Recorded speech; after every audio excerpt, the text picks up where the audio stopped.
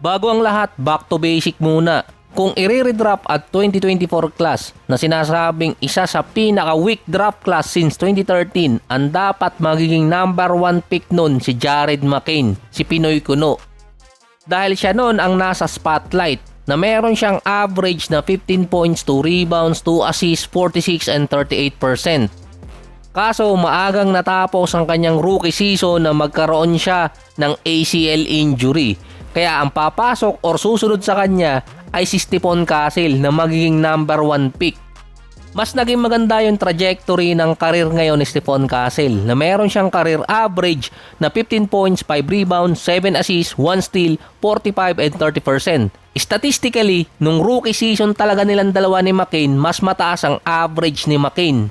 Makukonsider siya nung drop steal kaso nga na-injury. Si Stephon Castle naman ang nanalo ng Rookie of the Year nung 2025 at mukhang naka-jackpot ang San Antonio after din nilang makuha si De'Aaron Fox. So balikan ko muna kung saan nagsimula si Stephon Javonte Castle na pinanganak sa Covington, Georgia noong November 1, 2024. Mali pala, 2004 pinanganak si Castle, 1 year before bago nag-champion ulit ang San Antonio noong 2005. So meron talaga siyang connection sa San Antonio dahil ang tatay niyang si Stacey Castle ay dating teammate ni Tim Duncan sa Wake Forest. Mostly ang nag-train din dito kay Castle yung tatay niya. Usual naman trajectory yun ng mga player gaya ni Castle na merong basketball player na airpat. Iba yung ginawang training dito kay Castle. Imbes na paboran siya nung bata siya sa lineup at playing minutes, pinahihirapan siya ng airpat niya na tinawag nilang no daddy ball rule. Or hindi siya ginawang nepo baby ng tatay niya sa mga AAU team na kino-coach niya. Based din sa mga article lalo na sa Basketball Network, malayengyaw di umano ang ginawa ni Stacey Castle dito kay Stephon Castle. Lagi siyang sinisigawan kapag nagkakamali at para di umano yon madali siyang makoach ng kahit sino dahil umpisa pa lang pahirapan na ang ginawa sa kanya. Hindi binaby ng airpat niya si Stephon Castle nung nag-uumpisa pa siya. Naglaro naman siya sa Newton High School, nakaabot din siya ng state championship. So noon wala pa siya sa ranking, bigla lang tumaas yun nung nasa junior year na si Castle.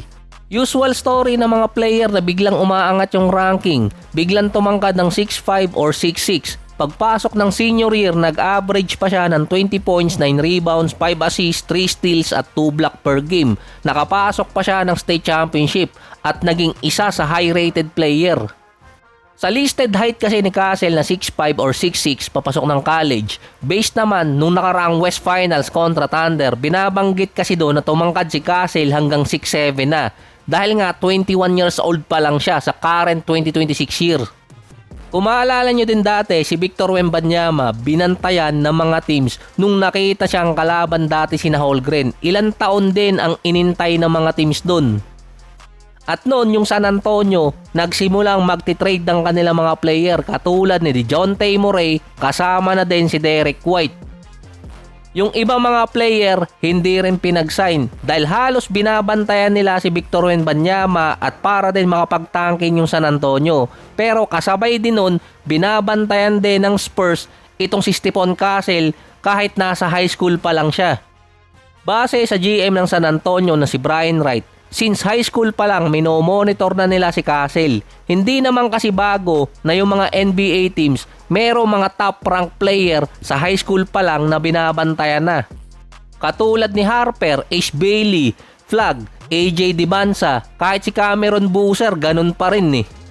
Nang 2022, nasa junior year pa lang itong si Stephon Castle. Si Wembanyama naman nag-iintay na lang ng 1 taon para makasali sa 2023 NBA draft. Ganong kabata binantayan ng Spurs itong si Castle para lang mapunta sa kanila.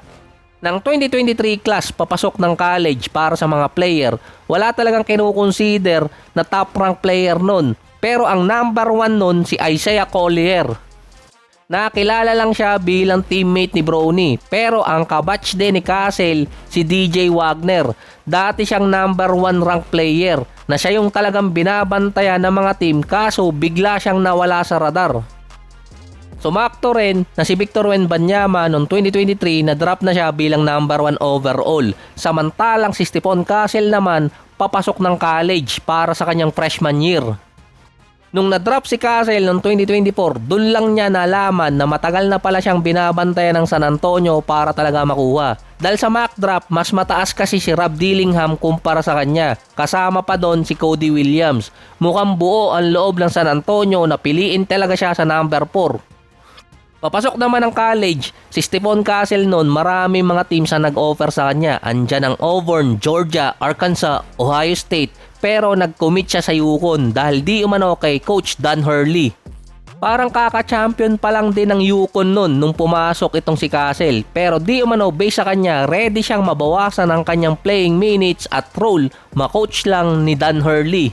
Nauna kasing pumasok si Stephon Castle sa Yukon bago inalok ng Lakers na mag-coach dito sa LA, pero tinanggihan nga ni Dan Hurley. Alam din kasi ni Castle na magaling mag-develop ng katulad niyang guard yung Yukon, kaya doon siya pumunta. Naging kakampi niya pa noon si Donovan Clingan at si Cam Spencer na halos pick and roll duo yung ginagawa ng mga plays. Si Castle nag-average ng 11 points, 4 rebounds, 3 assists, 47 and 26%. Nanalo pa sila ng national championship. Na agad siyang sumali sa NBA draft noon na hindi pa alam kung sino talagang team ang pipili sa kanya dahil ang matunog noon si Rob Dillingham ang papatak sa San Antonio. Pero dahil nga matagal nang binabantayan si Castle at based din sa San Antonio, kaya kasi ni Castle bumantay ng number 1 hanggang number 3 position. Isa yon sa mga rare player ngayon. Babagay din sa San Antonio si Castle dahil pasok yung personality niya. Walang ego at tahimik din na player. At sanay din si Castle na makasama ang mga veteranong player dahil sa college ang kasama niya doon halos mga veteranong player din. Willing din kasing magbawas ng role itong si Castle sa team. Pagpasok ng NBA, consider na big guard itong si Castle. 6'5 or 6'6 ang height na merong 6'9 wingspan. Kaya advantage din siya sa mga switches na ginagawa sa NBA. Sa first 7 games niya, nag-struggle pa siya noon bilang second unit na may average lang siyang 6 points per game. Wala pa nito si De'Aaron Fox, parang si Chris Paul pa lang ang andun. Nung pang-8 game niya, dito nakasama na si Castle sa starting unit at nagkaroon siya ng streak na nakakascore ng double digit. At every time din na isasama siya sa starting lineup, meron siyang average na 16 points, 5 rebounds, 7 assists bilang starter sa San Antonio noong kanyang rookie season. Bilang 6-man naman, meron siyang average na 12 points, 2 rebounds at 2 assists. Kaya no-brainer na ilagay siya sa starting unit. Siya ang nanalo ng Rookie of the Year at nagkaroon pa ng discussion regarding kung paano sila pagsasamahin ni De'Aaron Fox at si Dylan Harper na papasok pa rin sa kanilang lineup. Sa sophomore year naman nitong si Castle, meron siyang average na 16 points, 5 rebounds, 7 assists na meron pang 47 and 33%. Yung average ni Castle nung off-the-bench player pa siya nung rookie season, yun din ang halos average nitong si Dylan Harper. At kung ano naman yung average nitong si Castle nung nasa starting unit siya, halos ganun naman ang average nitong si Dylan Harper kapag kasama siya sa starting lineup.